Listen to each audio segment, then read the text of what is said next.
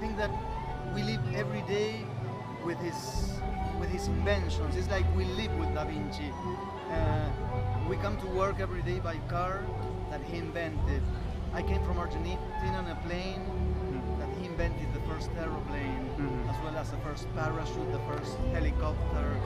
He was an architect because he designed the ideal city. In those days there were many pests and people were getting very sick, so he was an architect. He invented the kilometer count, all of his physics inventions.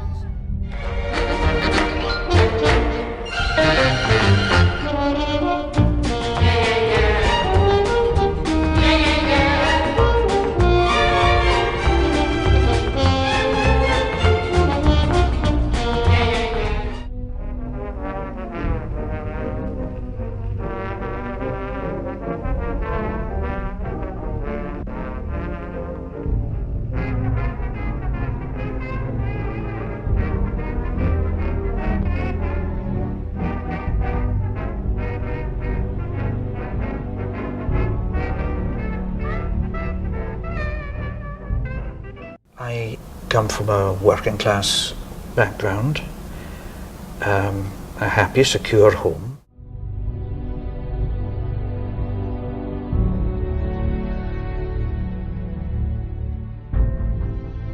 Show you a picture of Andrew Walls. Several years ago, Christianity Today wrote a big article on him, and it said, Andrew Walls may be the most important person you don't know.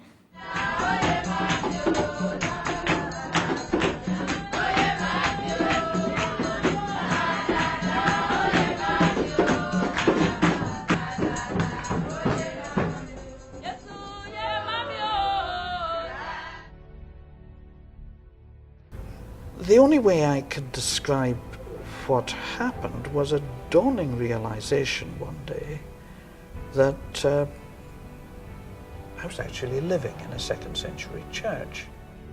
Where is Christianity exploding? I mean, there are 4 African countries there.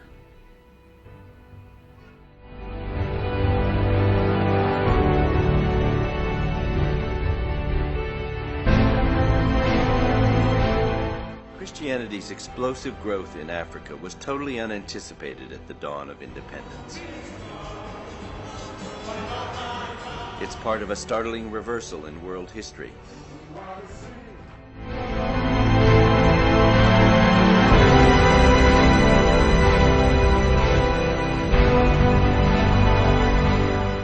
To that question, what can we learn from Christianity as it's moving in Latin America and Africa and Asia? What can we learn from them in our... I think there'll be breakthroughs in people's understanding of what Christian faith is about. It's about their life. It's about now.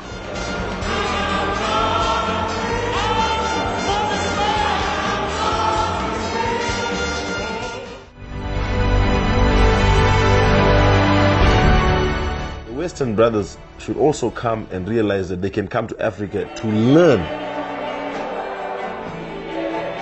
They've been coming all these years to teach.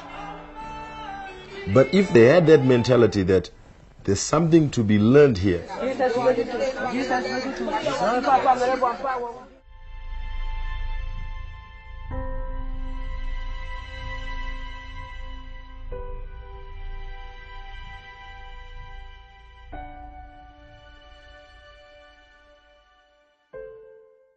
we as United States American Christians can tend to think that our Christianity is automatically superior to people who are very different from us.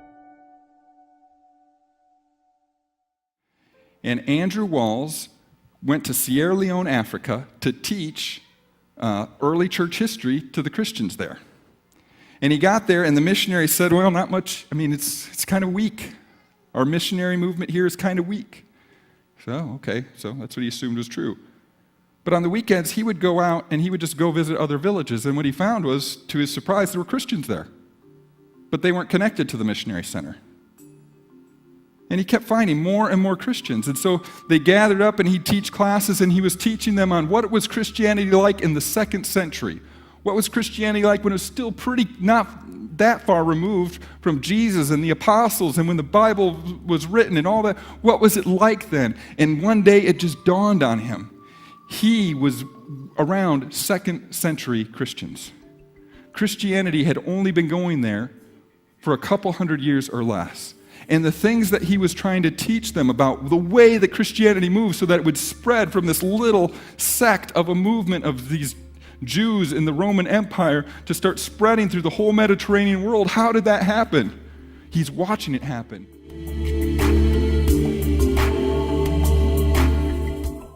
There was the need to develop indigenous churches that will reflect our own discovery at a point in our Christian life, and that will also reflect our desire to be independent of foreign aid and foreign mission. And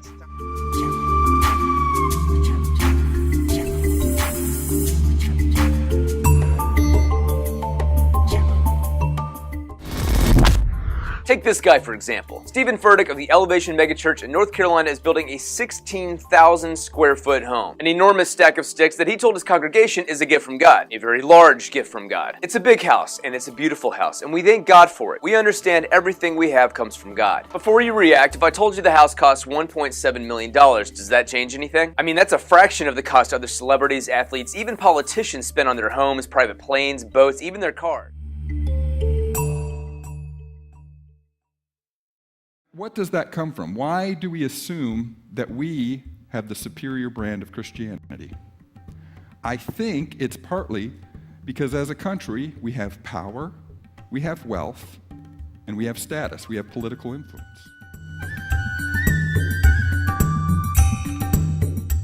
That is, that in the Bible, when Jesus was here, he seemed to not rely on the tools of power and wealth and of status to get his movement going.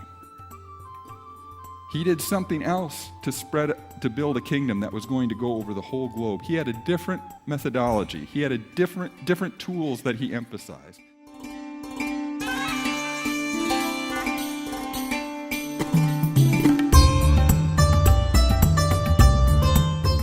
Something is happening in these other countries that has caused explosions of Christianity.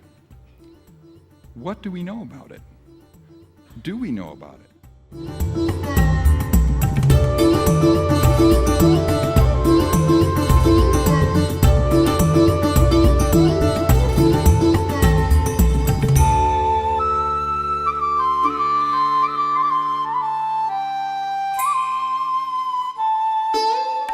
Girl who comes here understands the value of being here.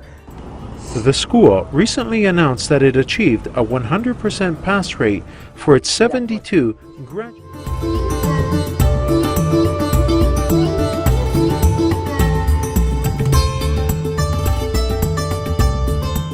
About this school, and if you ask any teacher, and I was just talking to the head of school about this, not one moment has to be spent on discipline.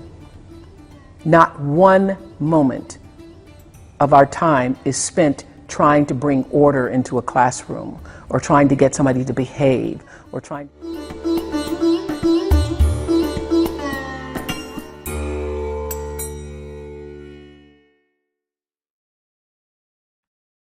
There are materials for understanding early Christianity in Africa and in other parts of the world that will outdo anything you can find in the Bodleian Library.